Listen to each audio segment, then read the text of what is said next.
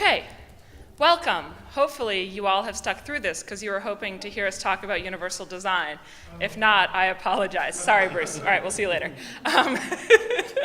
So let's get started. My name is Lindgren-Streicher. I'm the manager of research and evaluation at the Museum of Science in Boston, and I'm presenting with Sina and Bahram, who runs Prime Access Consulting, and Ben Wilson, who is the manager of interactive media and other things at the Museum of Science in Boston. I should know his actual title, sorry. So anyway, we're gonna talk a little bit, I'm gonna start out by talking a little bit in general about universal design principles and thinking about how we design and develop for visitors with disabilities in museum settings. And then we're gonna kick it to Ben and Sina, who are gonna show some examples and play around with some things and talk about some design principles that have applied in what we're doing. And now we have the right adapters, that's good, right? Yes. Okay. And I auto-scheduled some tweets with resources to go out while we're talking, so we'll see if that works. All right. So generally speaking, I'm going to talk a little bit about the philosophy that we have embraced at the Museum of Science when we're developing museum experiences, and we try to do it from an inclusive approach where we're not creating a separate track for people with disabilities, where we're not saying like this is a special tour or special experience if you have a disability, but create experiences that are inclusive of all visitors. And we really tried to apply this approach as much as possible because museums are places where people come in social groups. And we know for our visitors in particular that often they're coming to spend time together, that they want to have that group or family interaction. We also know that museums are places where visitors learn through conversation. So if you're creating separate experiences, you're taking away that opportunity for that conversation and that learning through the social experience. And we want everyone to be able to have these social experiences with their group, whether or not they have a disability, whether or not someone in their group has a disability. We want these interactive social experiences, these learning experiences, to be there for everyone. Museums are often also places, especially when you compare it to the formal education classroom setting, where there are more natural possibilities for multisensory learning. This is something that museums got on board with far before most formal education classrooms, and where we can build it into our work in a more natural way than a lot of folks are able to in the K-12 system. So what does this actually look like?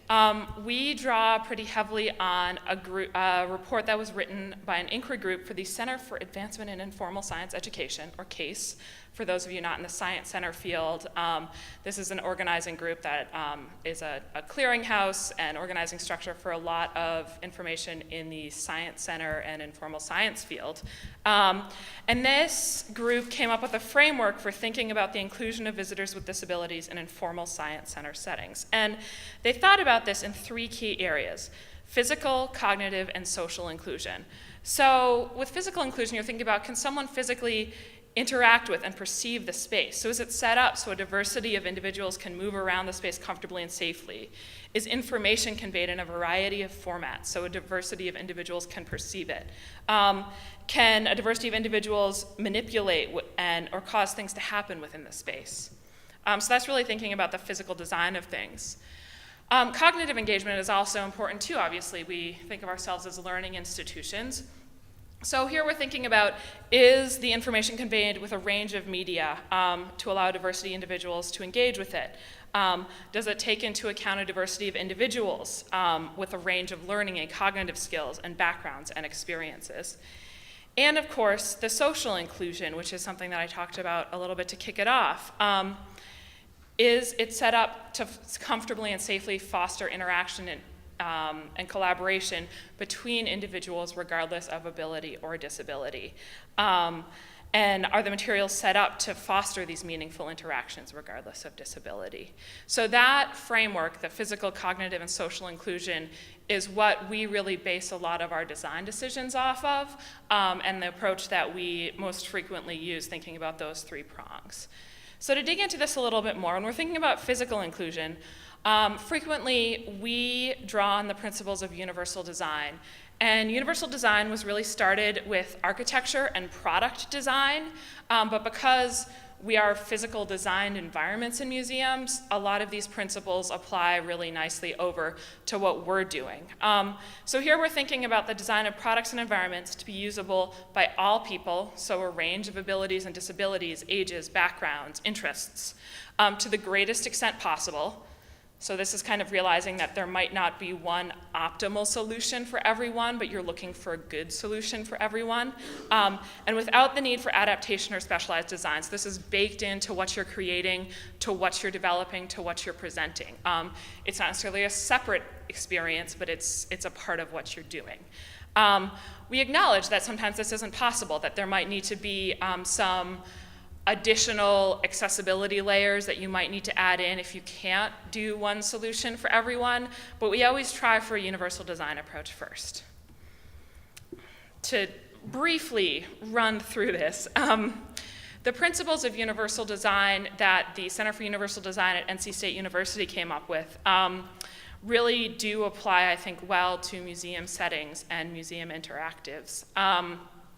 Thinking about equitable use, flexibility in use, so people can use it in different ways. Simple and intuitive, I mean, that's just good design, period, right? And perceptible information, so people who need to receive information with a variety of modalities can receive that information. That there's a tolerance for error. If you make a wrong step, a wrong move that isn't catastrophic to your whole experience, you can back out of it. Low physical effort. This is good both for people with physical and mobility related disabilities as well as, say, young children. And then size and space for approach and use. So this mostly focuses on physical inclusion, some elements of UI. When we get to cognitive inclusion, a lot of times we draw on universal design for learning, which was thinking about universal design in a classroom education setting. And this was really designed with a formal education in mind, but we've also done some work with the folks who came up with this at CAST to think about what does this look like in a museum setting. And they're thinking about, there's a lot of overlap here, thinking about recognition networks. So that's how we gather facts and categorize what we see, what we hear, what we read. So using multiple means of representation to meet diverse learners' needs. Thinking about their strategic networks. So this is planning and performing tasks, and how we organize and express our ideas, how we show what we've learned or show what we know or communicate our ideas. So here we're allowing for multiple means of action and expression. And then affective networks. So this is how learners get engaged and stay motivated. And I think this is really an area where museums can shine, where we really try to build that interest, that excitement, that enthusiasm. So we're really trying to challenge, to excite, to interest a diversity of learners with a diversity of backgrounds and interests, and using multiple means of engagement to do that. So those are some of the broad principles that we try to apply.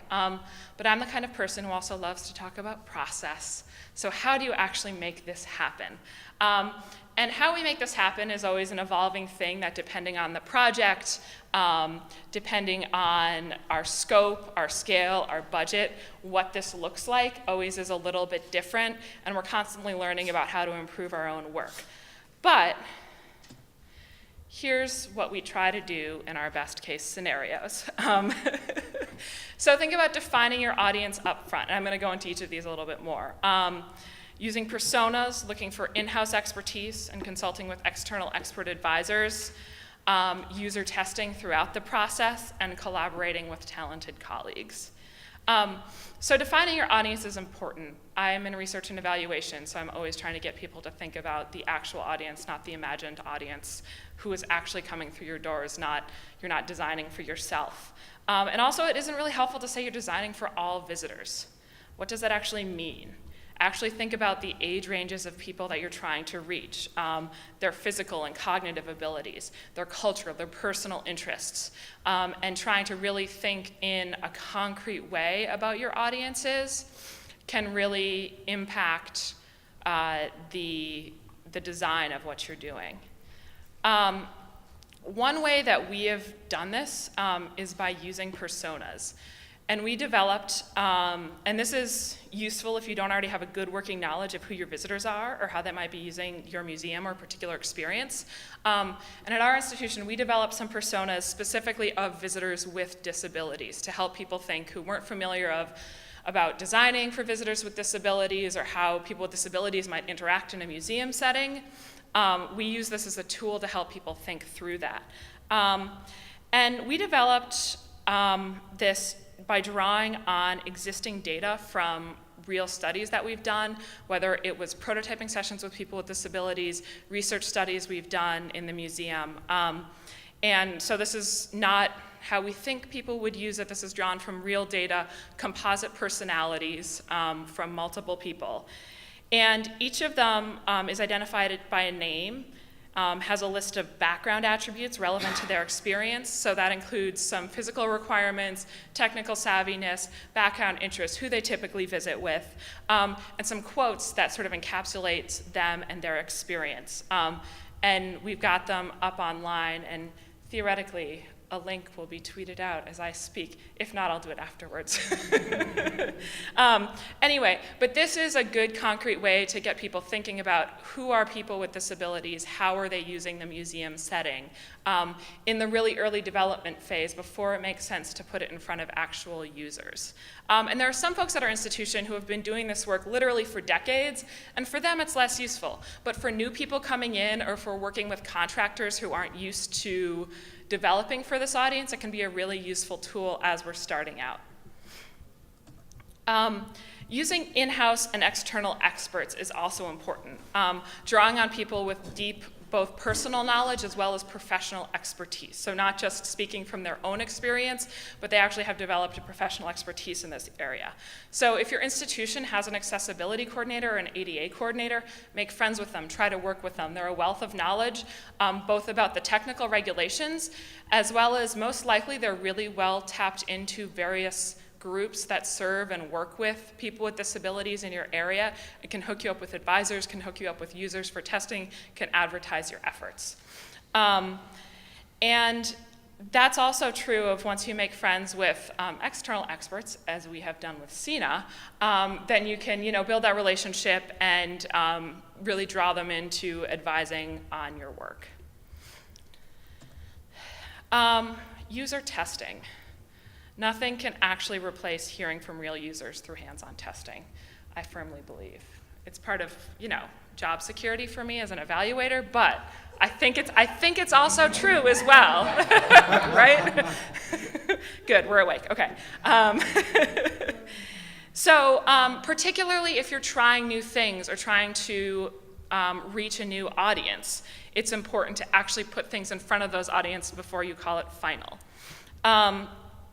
At the Museum of Science, we've been doing this for 20 plus years. We still learn things when we put stuff in front of visitors with disabilities. We still find things we can improve on, and especially when we're trying to innovate in new areas, it becomes doubly important to really get things in front of users, test things out, figure out what's working, what's not. If you have to retreat from a path you thought you were taking, go down a different one, or really just refine the experience of what you're doing. So that means that you have to bring these people in for testing while you can still make changes to what you're developing. Not at the end, after everything is final and done, but while you can still make changes, ideally.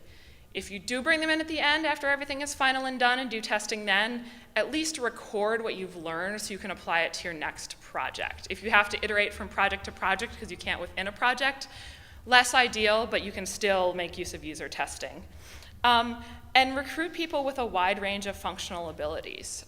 So don't just invite in, like Sina as the one blind guy, and say, we had a blind guy come in and he tested it, and this is what he said. Having worked with Sina, I know that he has some idiosyncrasies, as do all individual human beings, that I am not representative of all white females in their 30s from Boston, right? You wouldn't think that, because Anna said this, we can make broad sweeping generalizations, right? So just like general users, you wouldn't expect one person to represent an entire group. Try to bring in people with a range of abilities, a range of backgrounds. And when you're doing the testing, ask non-disability related questions as well. You still care about what they learned, what they got excited about, what they found frustrating, what they loved, what they hated. And if you're looking to get other people on board with developing for people with disabilities, asking them to come to user testing is a really good way to do it. We've had contractors or developers who might have paid lip service or flat out rejected the idea of designing in this way, but bringing them into user testing and actually seeing someone with a disability not able to use what they developed effectively or having a frustrating or bad time with it, nearly always your professional sensibilities and pride will kick in and say, wait, no, I want to do this. So that's a good way to sneak in and get people on board with things. And then collaborate with colleagues. One of the great things, for me at least, about working in a museum is there are people who are really good at things that I am not good at. So draw on technical expertise, graphic designers, UX designers, whatever, all the tools in your toolkit, get them on board with helping you find solutions. You never know where a really rich or innovative solution will come from. So just like, the best projects we work on are really interdisciplinary, I think that's true when we're thinking about universal design as well. So that is the overall sort of structure we're thinking about working within, and then Ben and Sina are going to walk through a couple of examples. That's what we're doing now, right? Okay. Yes. I think, Sina, you're up next. Do you want to come up here or stay there? Why don't I stay here, but I will talk into a microphone so that we can facilitate both goals. Is that all right? Yes. If you move to your left, the open seat has a microphone right in Oh, front of it. fantastic. There we go. All right. And some water. So we'll worry.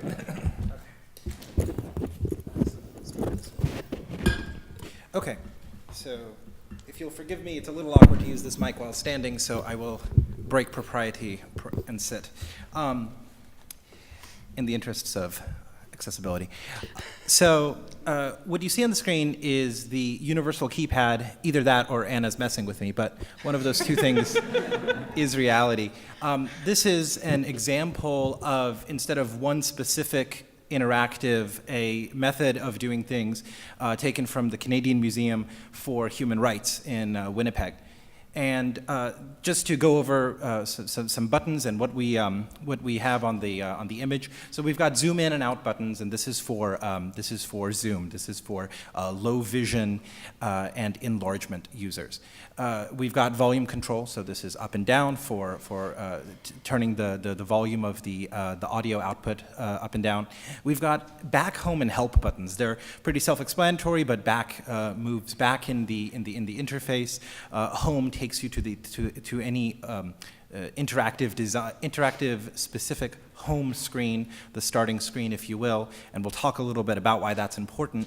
And there's also a help button to offer, and again, these are going back to the 7 principles of universal design, offering those all users the ability to query the interface in a meaningful way and allow them to achieve context if they happen to lose it during that interaction.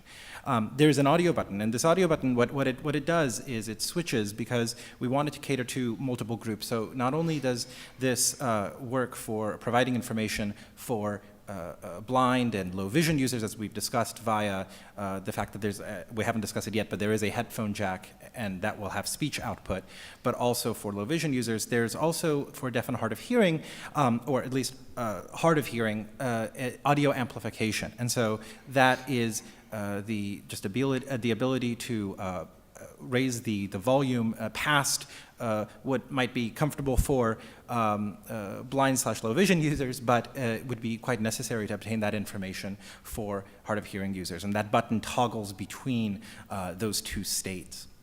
There's a D-pad or direction pad. This is a standard thing you'd see on a video game controller or on cell phones back when they used to have buttons, which is up, down, left, right, and then the center key is the enter key or the select key that allows you to activate whatever choice you're on. So what is all this used for? So this universal keypad is what is hooked up to the interactives at the museum. And so a user can come up to it, and when they plug their headphones in, and it's actually stateful in that accessibility mode kicks in, right? And so when accessibility mode kicks in, you have speech output, and you have a consistent interface across the interactives at the museum. And there's two things that users are presented with at the beginning. The first is language, because this is a bilingual institution. In the case of CMHR, it's English and French. And so they're asked, do you want to go to English or do you want to go to French? And there's an interesting problem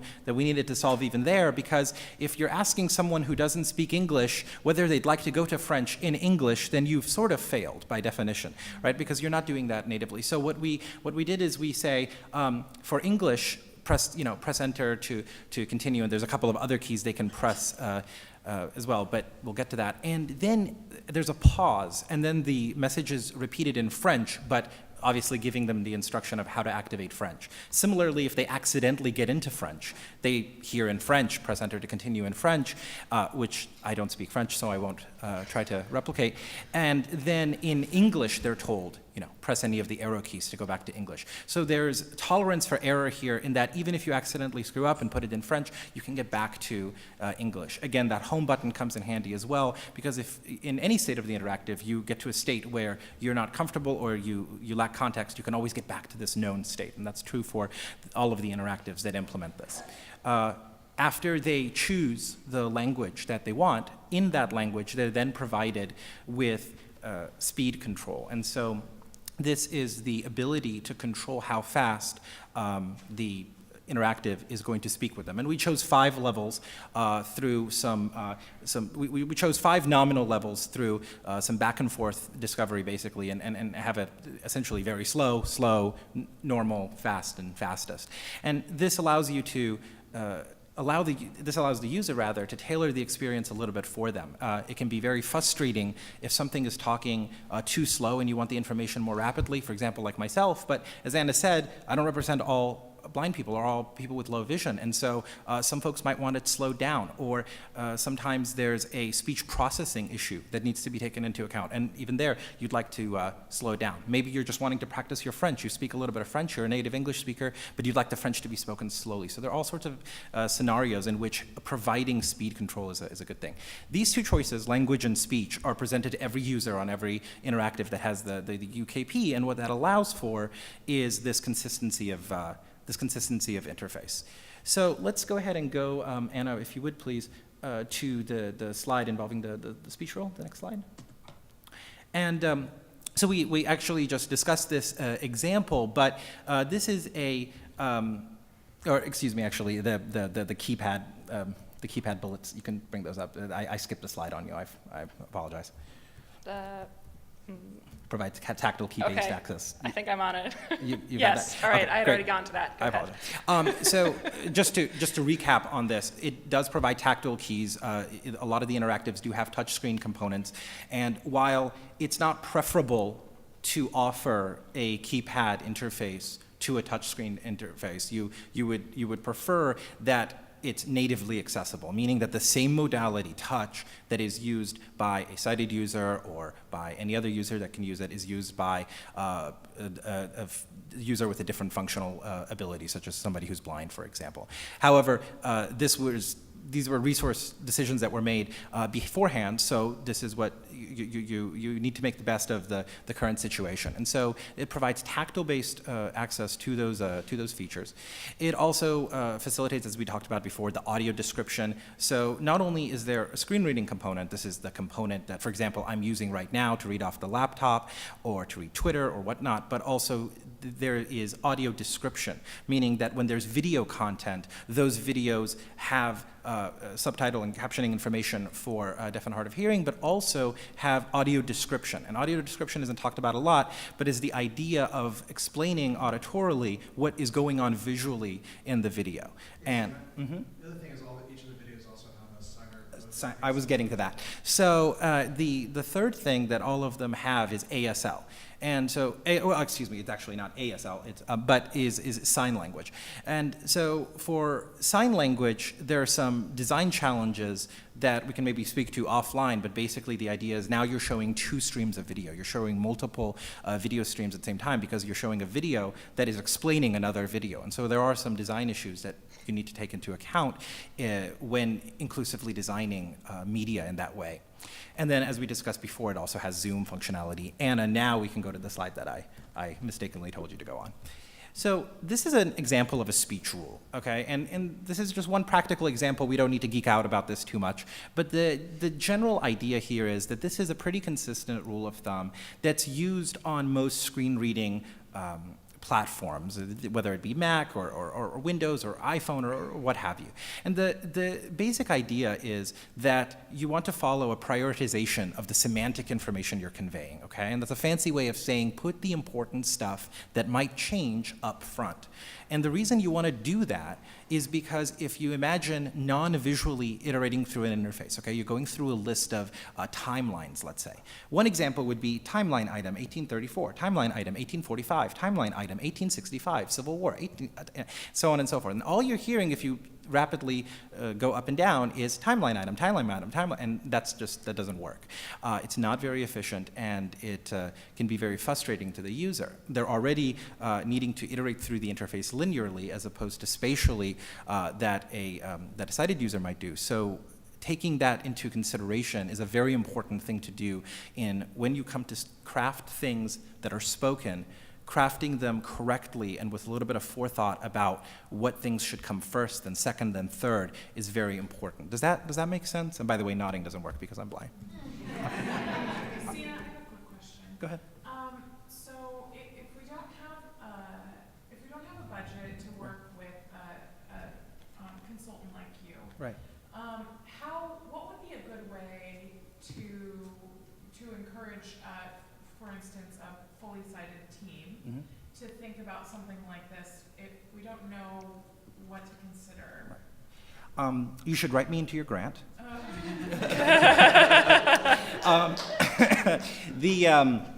In all seriousness, well, you should write me into your grant, but in all seriousness, what you should do is take a look at the existing resources out there. So Anna's been tweeting out a couple of universal design principles, personas. There's other things. I've written some stuff about this on my own blog, for example, and you can email me for a few things. We also have some universal design guidelines we can send you that exactly. are specific And to so there museums. are implementation guidelines as well as design guidelines, not only design.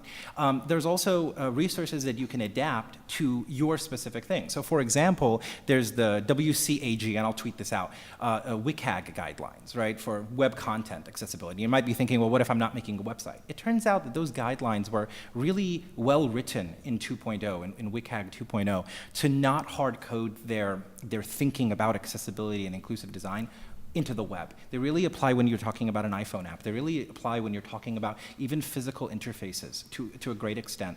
And so if you don't have a budget and you don't have the ability to specifically tailor the accessibility content for there, those would be the kinds of resources I would advise you to pursue. And I would start there, and Yeah. you can also do, if you have your time, you can Right. still do user testing.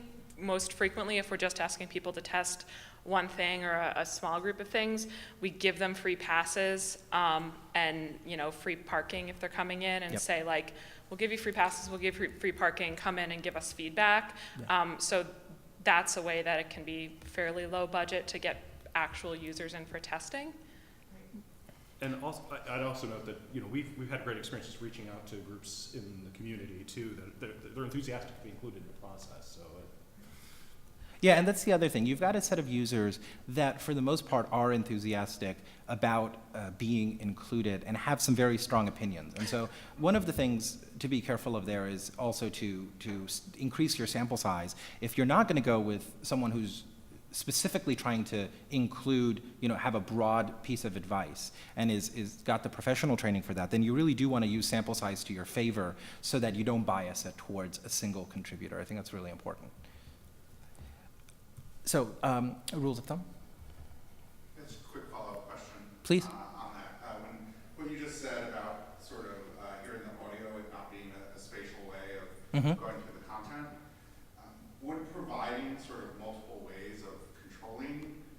interactive? Would that be sort of against the principles of universal design? Not at all. So it turns out that when you deal with multimodal interfaces, which is what you're talking about, using multiple modalities like touch, speech, and others, and let's say visual, the display, to convey information, you usually net a win. And the reason is that in those different interface modalities, where they fail for a particular user, the other modality sometimes picks up. So for example, I can't touch the screen, I can't see the screen to touch where it is, but if I have speech, then I do have the ability to do that. And because you've included both, now you and I can actually collaborate on that interface. You can touch something and I can hear what you're doing, and then I can go do the same thing. And so by actually including multiple modalities, you've done a fantastic job of addressing universal design. It doesn't get you all the way there by any stretch of the imagination, but I think it's an important component. But that's assuming that those multiple modalities are overlapping and in parallel. Exactly. Right? That they're not at odds with each other. Exactly. And where you run into trouble is where you slap an extra modality on the end that actually isn't running in parallel with everything else, and then you've got conflicting ways to control the interface, and that gets problematic. And that speaks to a really important point, which is that if you're going to do especially a multimodal interface, that's not the same thing as saying, okay, well, we've got the visual UI and everything working really well, and now we're going to go add speech to it. That doesn't work. That rarely works, I'll put it that way. But if you start at the beginning and say, I know I'm going to be designing a visual UI, obviously it's going to have a visual component, and there's going to be sighted users using this. And there's also going to be blind and low vision users using this as well. So let's address that and do the iteration that you heard Anna talk about with respect to personas. Then I think you have a greater chance of leveraging multimodality to your favor. Are any follow-up questions on that before we go to the...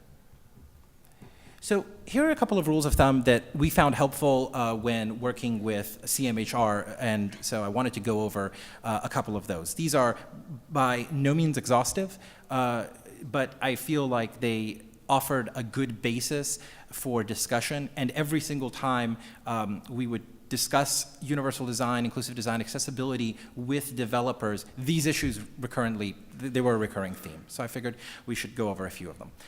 Focus highlighting. This is very simple. This idea is very popular in desktop interfaces and sometimes on the web when done correctly. And it's the idea that you want to always let the user know where they are. So you don't want to necessarily make this quite subtle. Make it somewhat overt that they are on that third list item. They are in this portion of the interface. And when I say they are, what that means is where the focus is. So if they hit down arrow, they can intuit that, okay, if I'm on this third item, I'm going to go to this next one. I'm going to go to the fourth one, because the focus rectangle, the highlight, is going to move along with me. And so this reinforces the idea of state in the application. It sounds like a minor thing, and from a development point of view, if you're doing things correctly, it is a very minor thing to do. But it can be exceptionally important, not only for maintaining state for blind and low vision users, but individuals with cognitive disabilities benefit from this as well. Wrapping of menus. So again, this is the idea of sort of keeping things consistent. The wrapping of menus sounds like a subtle thing, and so if you go 2 items down, you should be able to go 2 items up and end up where you were before. It sounds pretty simple, pretty intuitive, except if you think about the top or the bottom of the list. If you're all of a sudden on that second item from the top, let's say, and you go 2 up, do you stay at the top of the menu, or do you wrap to the bottom? The advice that I usually give developers with this is reversibility, and why reversibility is important. So the idea is if I do 2 of one action, when I do 2 of the opposite action, I should get back to where I started from. And that leads to less potential confusion if you follow that. So that's why menus need to wrap. If you're dealing with any kind of menu system or a toolbar or anything along those lines and you've got focus, then when you get to the top or the bottom of the menu, you should wrap it.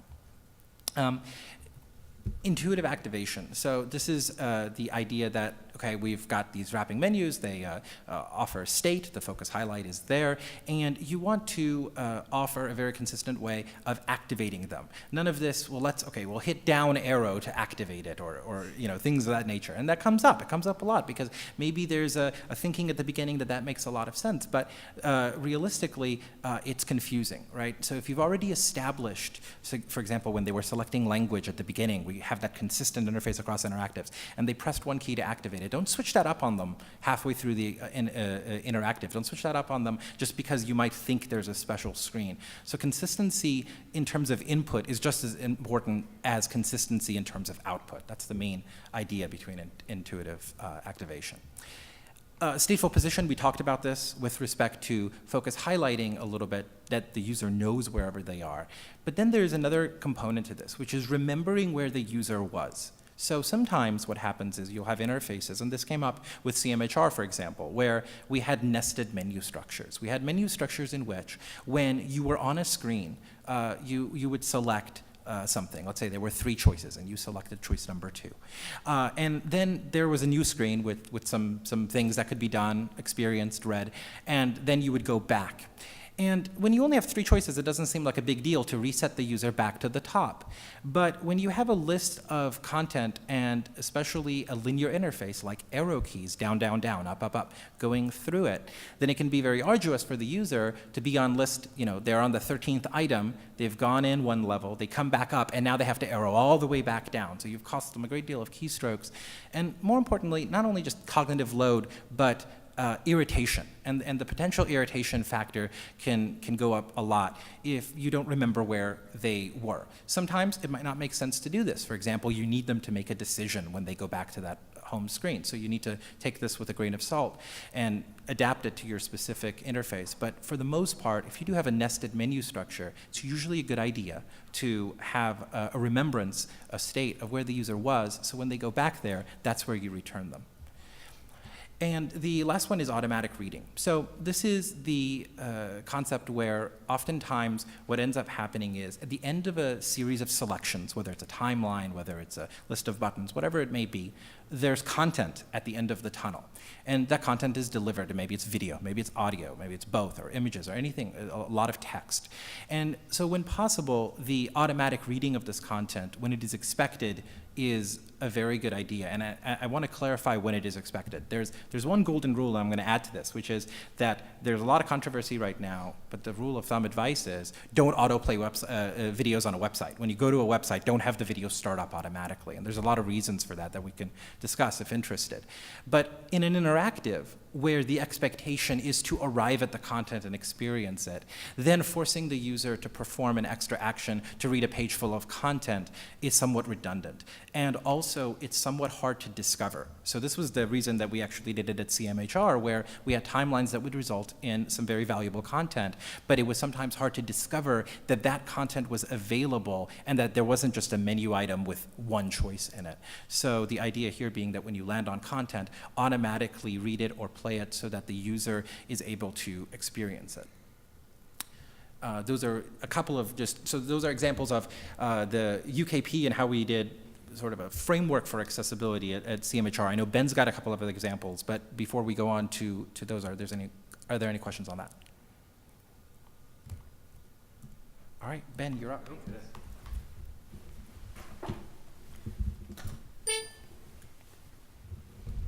I'll just let you. Oh, do you want to plug yours in?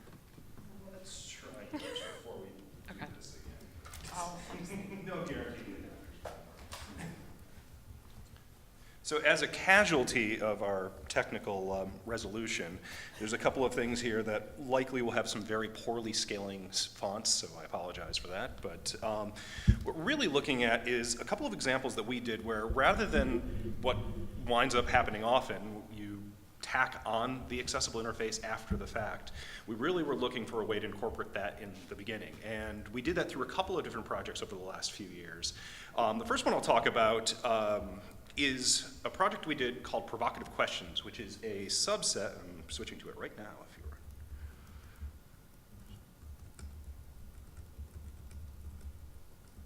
Oh, it looks like it closed, Anna, so hold on.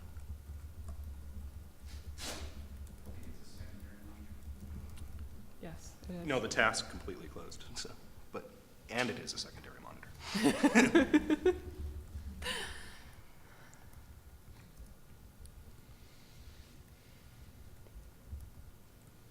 Let's see if this actually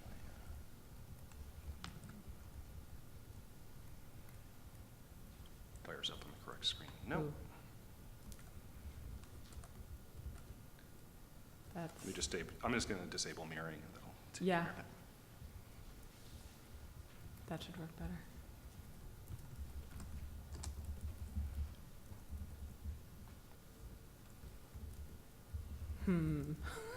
And restart it so that it scans properly.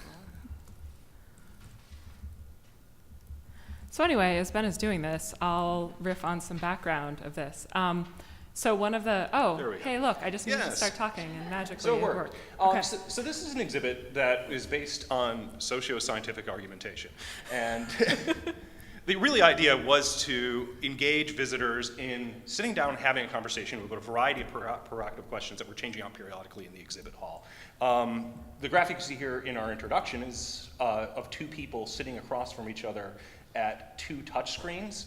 And what's not depicted in the icon is there are sound domes overhead providing the broadcast audio for this.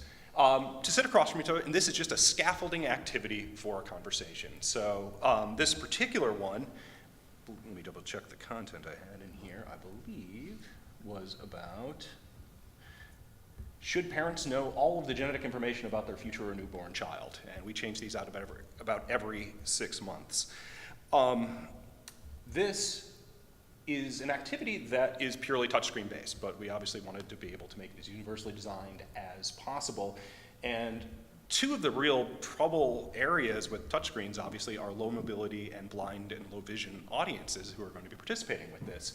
So really a gestural interface was about the only thing that we could come up with that we really approached.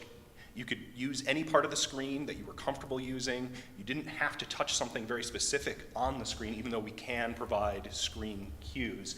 For instance, on this particular graphic, at the very bottom it says swipe down to begin with an arrow. And as we actually observe visitors using this, they tend to actually touch and swipe along the cued controls, but it doesn't matter. You can do it anywhere on the screen. And we have this hooked up to broadcast audio. So one of the standards we have across our exhibit halls is having an audio key that toggles on broadcast audio. In this activity, you'll be forming your opinion on the question, should sugary drinks be taxed? Discuss with your partner as you go. Compare your opinions to others at the end. Swipe down to begin.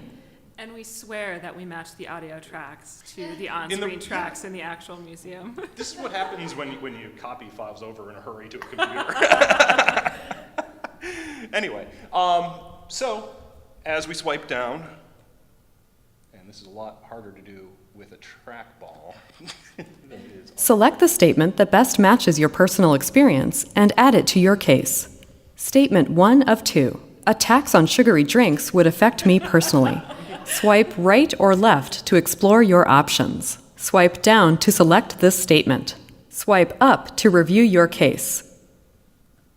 Statement 2 of 2. A tax on sugary drinks wouldn't affect me personally. Swipe right or left to explore your option. So I'll mute the audio briefly on that one. So the interface is you can very slowly move the cards left or right with swiping if you're sighted.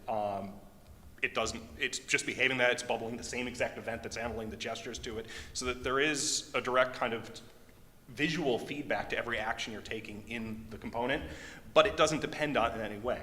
So if I perform the gesture up here, it works just as effectively in the upper corner, the bottom corner, anywhere in the screen. And I don't know why that just popped out. But so moving along with it, one of the things that was really exciting about our testing through this, the very first version we did of this, which was not the final one, we knew we were going to get around to finding a gestural and touch-based interface for this. But we did some early testing with a much more traditional interactive that was just had a standard text hierarchy where there was buttons and icons and screens that you would touch to be able to navigate through that.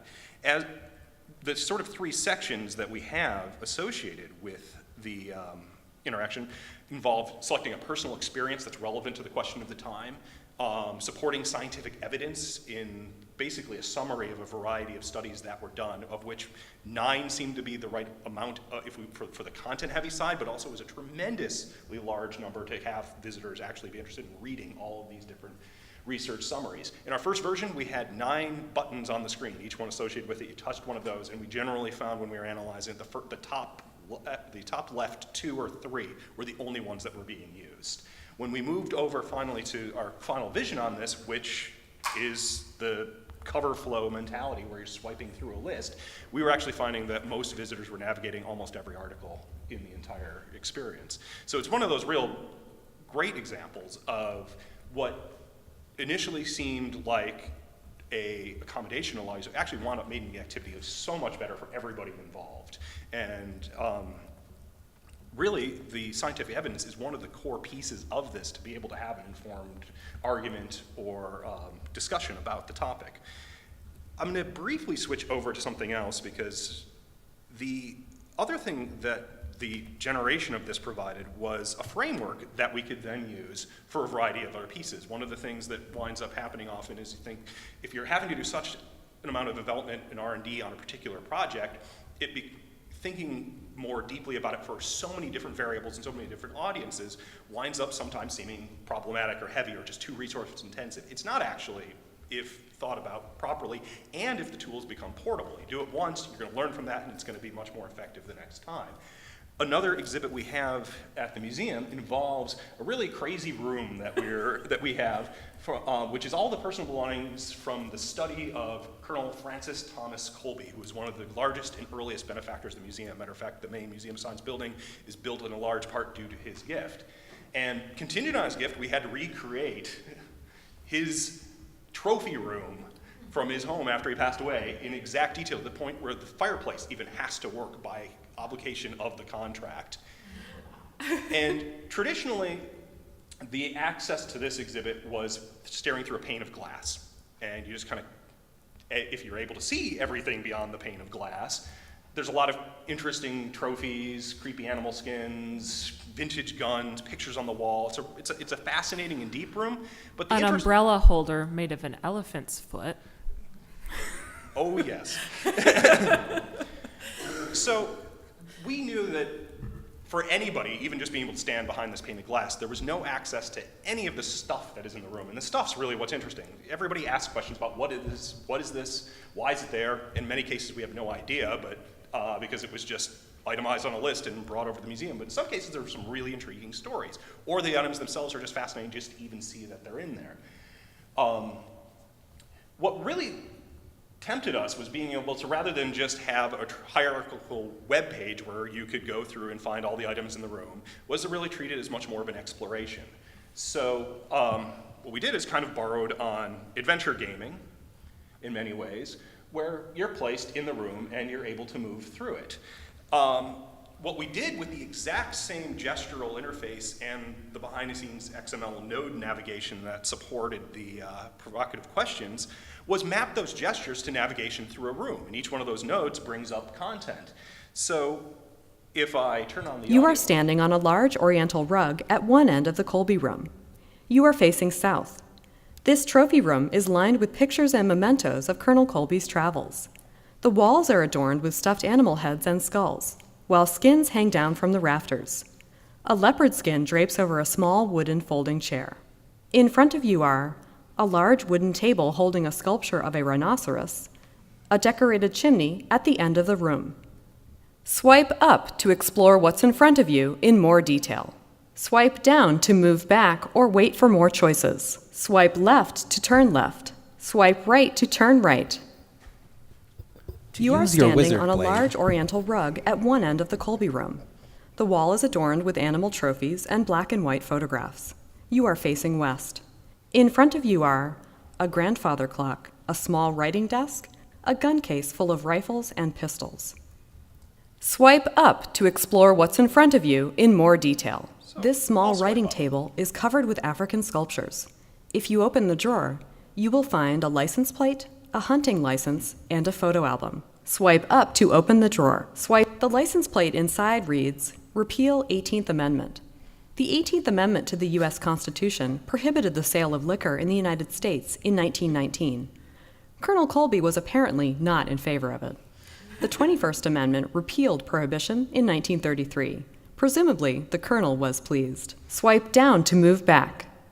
So it's Colonel Colby in the study with the bottle? Yes, exactly. That's a text entry game. Worst dessert game ever. So ultimately what we wound up doing was layering a text adventure on top of a graphical adventure game for this, but it's all through the same exact interface, and I think that's kind of an important thing on it. The swipe interface is what everybody uses. The simple thing to do with this, if we were not taking any access into account for someone who cannot see the screen, would be just to be able to touch on a place on the screen and go there. But that means that for anybody who has trouble with that, they're not going to be engaged in the same exact experience as everybody else who's standing around and using it.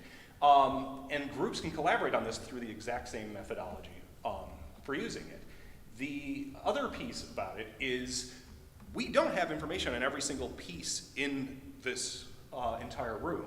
So we wound up, as we were doing some early story testing through an earlier version of this that did have hotspots that you just touched to go directly to that object, not everything was capable of having a meaningful hotspot associated to it. So we wound up coming up with some little target icons on each thing, which cluttered the visual interface and just really looked bad, felt bad, and didn't interact particularly well. So by going through the process of applying the gestural interface, we actually wound up, again, solving problems that makes the whole experience better for just about everybody. Before I move on to another example, are there any questions about sort of the gestural touchscreens? And can I add something in here? So one of the things that we've tried to do at the Museum of Science is be strategic when we're innovating and trying to develop new interfaces. So if we have a larger project with a longer timeline and hopefully a larger budget, then that's an area where we'll say, okay, we will have some time and space and budget to innovate here, to iterate, to maybe fail and then try something new. And then what we learn there about what works, we can apply with only minor tweaks to the next thing that might be a quicker turnaround, a smaller budget, less room for error. So really being strategic about, in the larger projects, figuring out some of these new interfaces so that when the smaller, lower budget projects come around, we say, okay, we can apply one of our existing solutions, or this is a new project, we might want to try new things, which works well, I think, for the universal design innovation that we're trying to do, but I think can be applied more broadly as well, of really being strategic about when you're trying to push your thinking and your work forward and the user experience forward, and when you're going to fall back on just making tweaks to something that works well. And these two examples are actually quite typical of what Anna just said, in the sense that the Provocative Questions project was much larger. The Colby Room was a tiny budget, and with almost no staff time allocated for it. So it really was advantageous that we were able to take that work that we had already done and apply it to something new and have it work. So, I mean, essentially the interaction between the two is identical, but the activity is completely different. You're navigating a room versus selecting parts of a statement and scaffolding a discussion. But just ultimately, they're just gestures that are navigating an XML node. So behind the scenes, they're identical, and it was really just the application of them to the content that became unique. And I think both of them, one of the things that has proven somewhat successful with them is the fact that they're mapped relatively clearly to an object you would, or to an action that is intuitive and that visitors already know how to do. Turning left or right in the room maps really nicely to swiping in that direction, as does swiping left or right to go through a series of options in a list. So being really careful that those approaches map really closely to what sort of the intended interaction is going to be, and kind of draw on some sort of real world model to make it intuitive and discoverable in a very short amount of time was a really important piece of both of these. So yet another, and this is the one I'm most skeptical about not working on this system. Do you know where you copied it, Anna? The SIMI? It should be just on my desktop. Okay. One quick thing about that. So proprioception is really important. So it's really intuitive to swipe up, to look in front of you and back and left and right. And it would really be great if that interface also is not oriented vertically, but rather horizontally, or at least at an angle, so that proprioceptively the person's hand is actually moving in front of them and to their left and to their right and downwards as if it's going behind them. It seems somewhat obvious, but is actually really important and something that I see time and time again developers get wrong. And one of the nice things about those Proven 6 wind turbine, power product.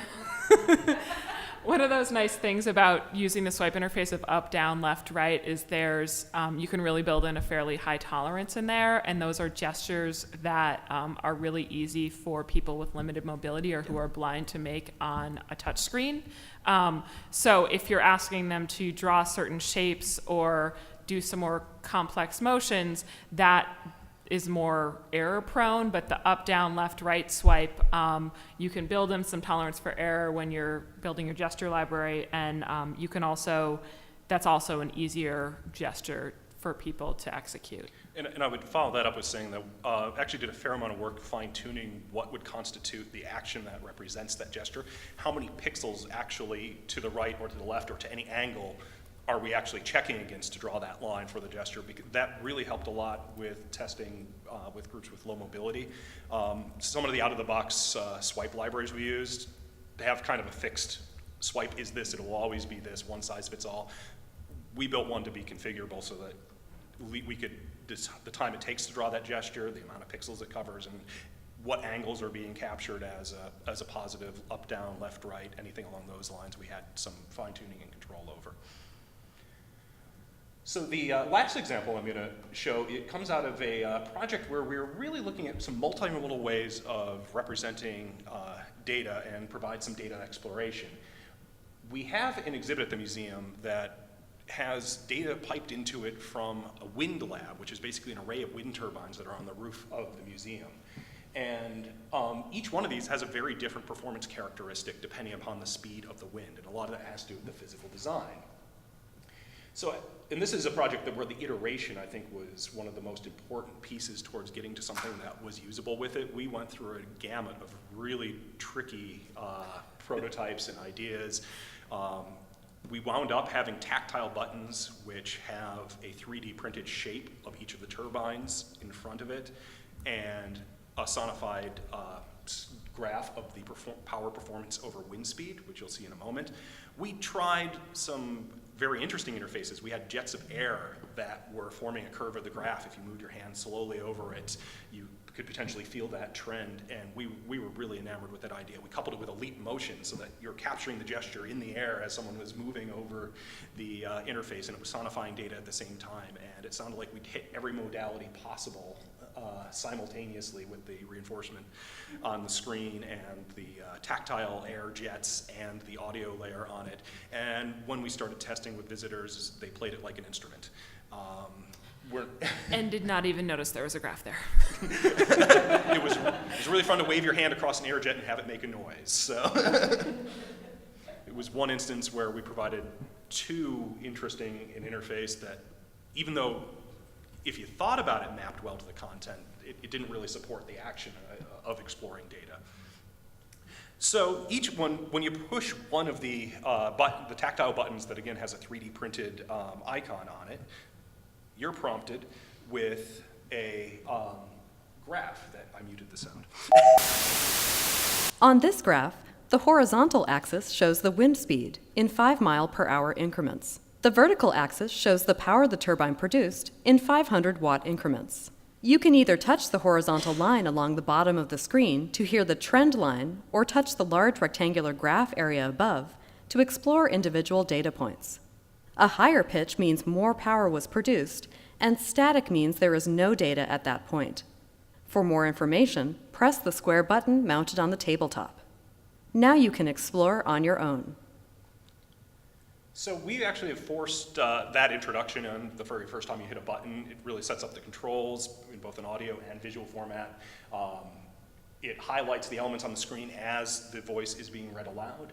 And from there, you're pretty much free to explore. Anytime you hit our audio help button, it actually will reiterate those instructions so that if you walk up to it and haven't been introduced to it yet, someone left it in its idle state, you can still go through that, and it's consistent with everything else we do in the institution. This activity will start. And I'll touch the screen. So, I will scrub the time. Wind speed in miles per hour.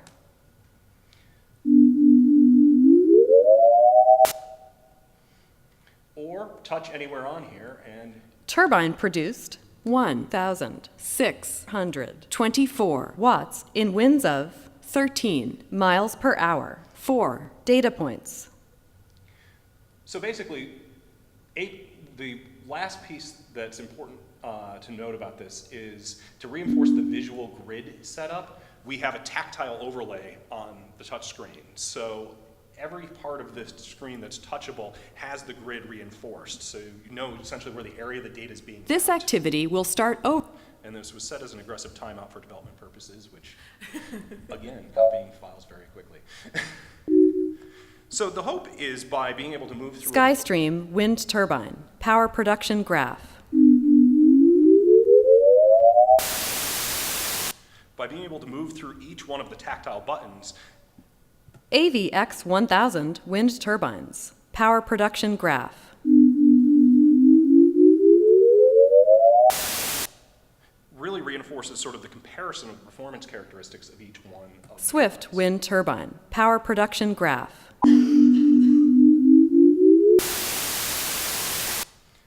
Another piece that took a fair amount of thinking about to find kind of the right element is what's the white noise for no data? Because obviously there's a big blank space if you can see the screen, but what's the representation of that if you cannot? And I think our current working one with static was kind of the last idea standing more than being necessarily the most optimal. But This activity will start over. I'll add one thing Yes. to that if I can. So with respect to sonification, there's a large body of literature on the subject, and so mapping pitch to value has been done for years, and you know it's been validated, I think, across lots of peer-reviewed research.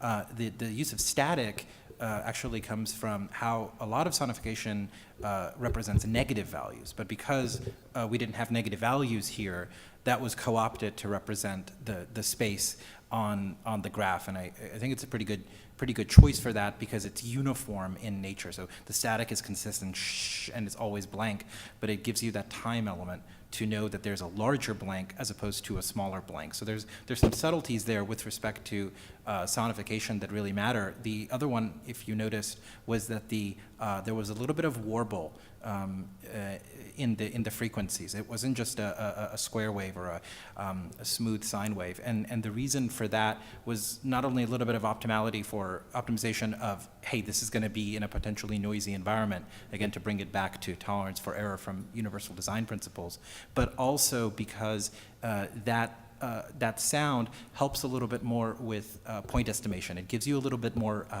oomph or an envelope to concentrate on the pitch of the sound and realize that it's going up or down.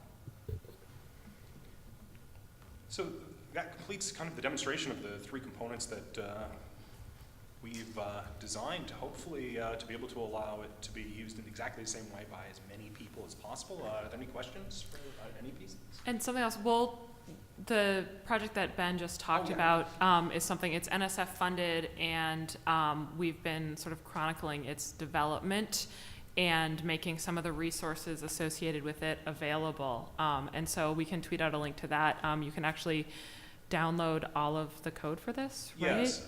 If you want to make your own sonified graphs. We made basically the whole piece there are some limitations to as we built it, but the full source code's available. Obviously we're mapping it to some very specific number of turbines. It is supported with an XML document that's for configuration, so with actually just swapping out some graphic assets and having a data set that conforms more or less to some of the ranges we were using, without touching any code, you could probably build your own set of graphs with this, and the full source code is available. It was developed using the free version of Unity. And Kate, who's in the audience, is doing the summative evaluation. So pretty soon we'll know whether it's worth actually replicating or not. But at the very least, the code's there, so you can improve on it if it's not. Yep. I have a broader universal design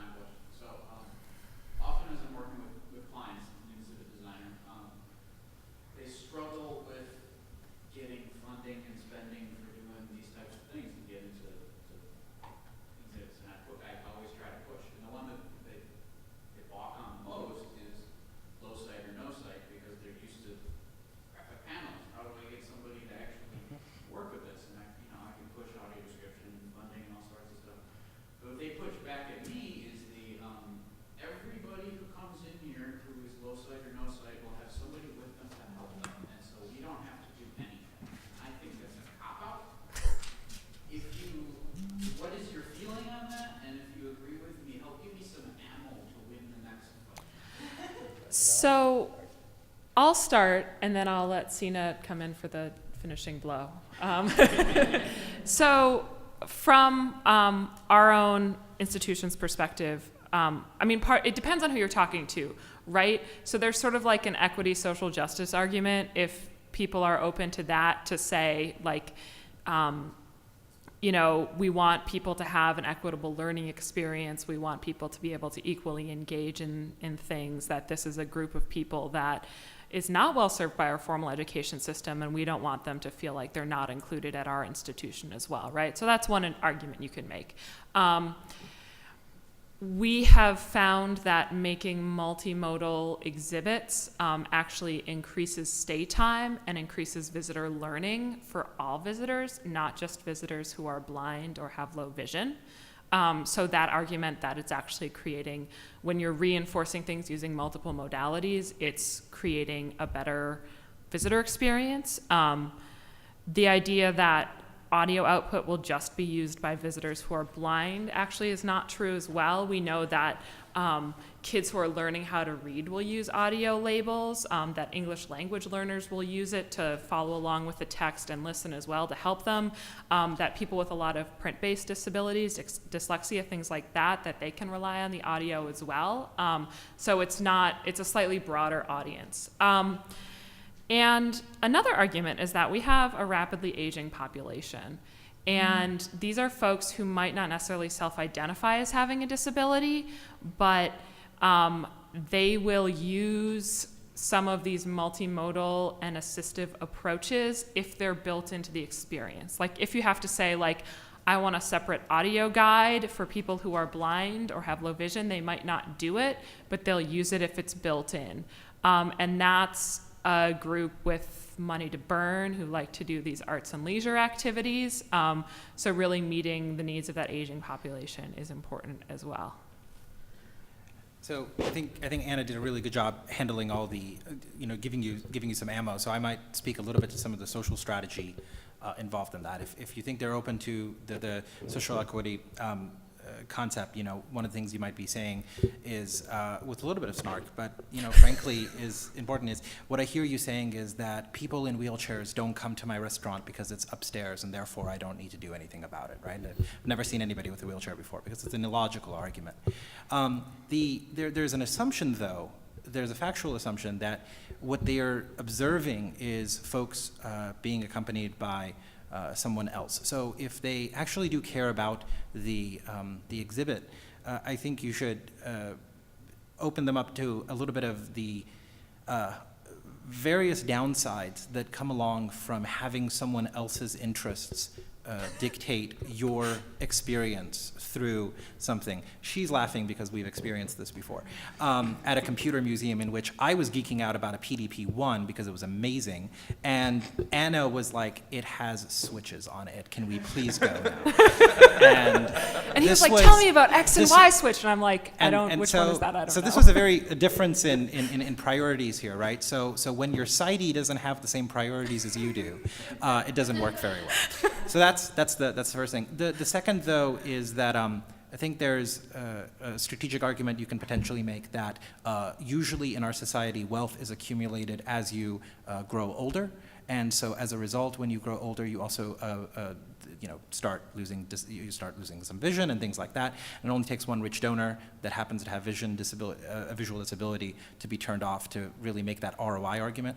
There's also support in the commercial space. So you'll notice companies from Apple to IBM to Microsoft to other ones really taking this accessibility issue seriously, especially in the previous 5 years.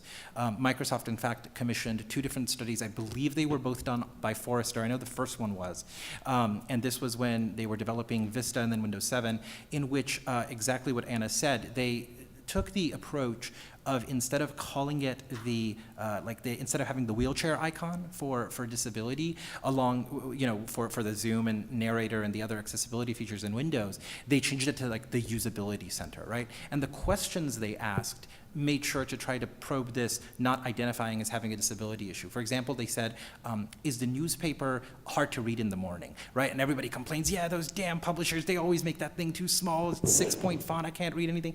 And they said, oh, really now? 57, 60% of you can't read the newspaper in the morning. And so they started realizing that those numbers, that the common perception of disability, and there's some stats online for this, the perception is a lot lower than what the reality really is, but it's a self-recurring problem because if you're not serving that particular population, you don't know what you're missing out on, and that they're not going to be coming to you to complain about it. I would just add one thing, because I think the garnering of institutional support is by far the most important thing, but also as a designer, developer, just taking it into account as part of the standard process, whether it's supported by institution or not, will ultimately likely lead down a path of having a better product. Yeah, I agree with all that. Thank you. I'll add one other thing to that, just because he mentioned development.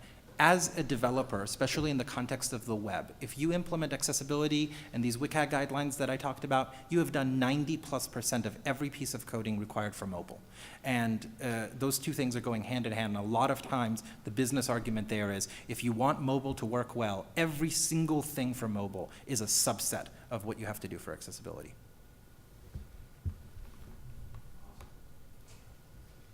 So I was wondering, with the increasing interest in wearables like the Apple Watch, I was wondering if any thought had been given to how we should be implementing universal design features such as haptic feedback for visitors with disabilities. I can speak to that a little bit with the understanding that I think we're running a little short on time. We're good. I was We've still got just 7 minutes. I was just looking through the diffs, the differences. Go ahead. Okay, Sorry. you sure? Yes. In 8.1 versus 8.2 on iOS, you mentioned the Apple Watch. And it was really exciting reading material, looking at the API changes in the betas. But one of the things I noticed was that Apple actually has rolled out the accessibility support in the Apple Watch. And so even though they won't confirm it because it's Apple, they are actually taking that into consideration. If you're interested in haptic feedback in the context of accessibility, I'll be happy to talk to you extensively about it offline, but vibrotactile feedback is a great keyword. Hapticons is another one where it's icons but using haptics to convey specific pieces of information. The general rules of thumb, though, are that you use haptics as a confirmatory modality, not as a primary modality, and the reason for that is that there's a lot less specificity in it, and so you want to be a little careful when discussing haptics. But my lab's done some research on haptics with respect to navigation. I mean, there's a lot of places you can go with that, so I'll be happy to talk to you about specifics anytime. Yep. A lot of times museums will use pre-made platforms or templates Yes. to avoid the expense of having to make something from scratch. For example, they might use a WordPress site and simply modify the content to fit their needs. But these sites aren't necessarily in line with best practices for universal design. Are there any resources or platforms that are out there that you would recommend starting with if you wanted to do a project or a website that had those considerations in mind from the beginning? Well, Go ahead.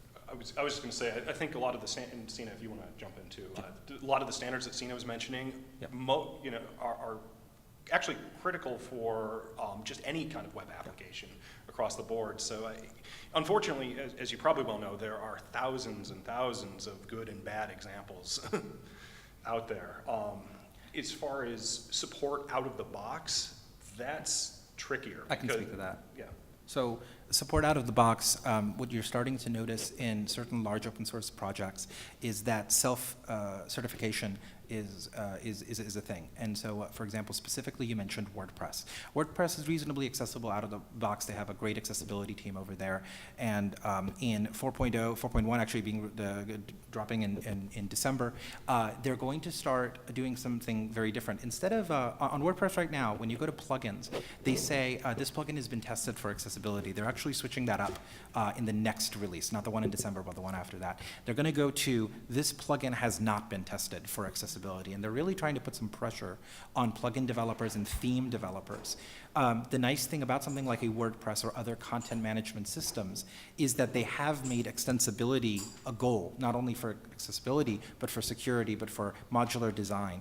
And so what you can do is you can look for and require in your call for proposals, in your contract language, that an accessible theme be used. And if you want to then say, well, what does accessible mean? That's where things like WCAG and technologies like ARIA and other things I'm happy to talk to you about, HTML5, come into play because they allow you to use specific language and definitions that are tested and developed by thousands of people across the world. So it's a very evidence-based method of defining what accessible means, and then you're in a position, if you're buying, to require that. Thank you. Yes. I was wondering if you could go back to sort of the personas idea. It's obvious that you folks have a lot of care and thought going into that. If we were starting to explore something like that from scratch, are we really concerned about making assumptions about the lived experiences of people?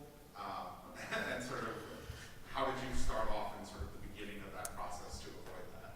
So we drew on actual data from user testing and from interviews from people and observations of people and a few research studies as well that we did. And that just happens to be something that we've been working on since the start of our department. So we were lucky that we had this wealth of information. And I certainly wouldn't, good personas, regardless of whether or not they're about people with disabilities, are drawn on actual data, are developed based on actual data from actual users, not what you think your users would be or the assumptions you make about them. So part of it was we happened to have this, and I tweeted out the link for it. So I think those personas, we developed them specifically based on the Museum of Science, thinking about exhibit development, but I think there are some commonalities for science centers and other sort of interactive hands-on centers. I would hesitate to recommend that, say, someone in an art museum use them, just because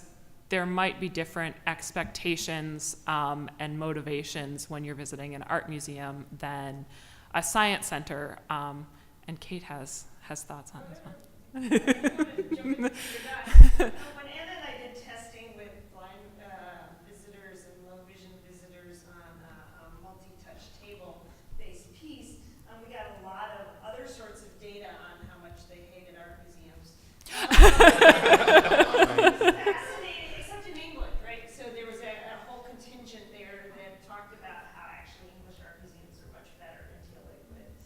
So that was another interesting line of thought in terms of those pieces. So what I just wanted to say out loud then, so you're saying your personas are open source. Yes. In terms of reuse for hands-on. Yeah. Which is huge because you really shouldn't be using personas unless they're based on data. Yep. And, there is data out there about people with disabilities in other museum settings. I know that certainly if we're thinking about art museums, Art Beyond Sight, you can talk to Annie, who's in the audience, has some resources there. So, yeah, you need to start out with some data. If you don't have it, looking at those to start, and then, making sure that you're investing in user testing, I think, is really important. Nothing ever replaces getting users using what you're making.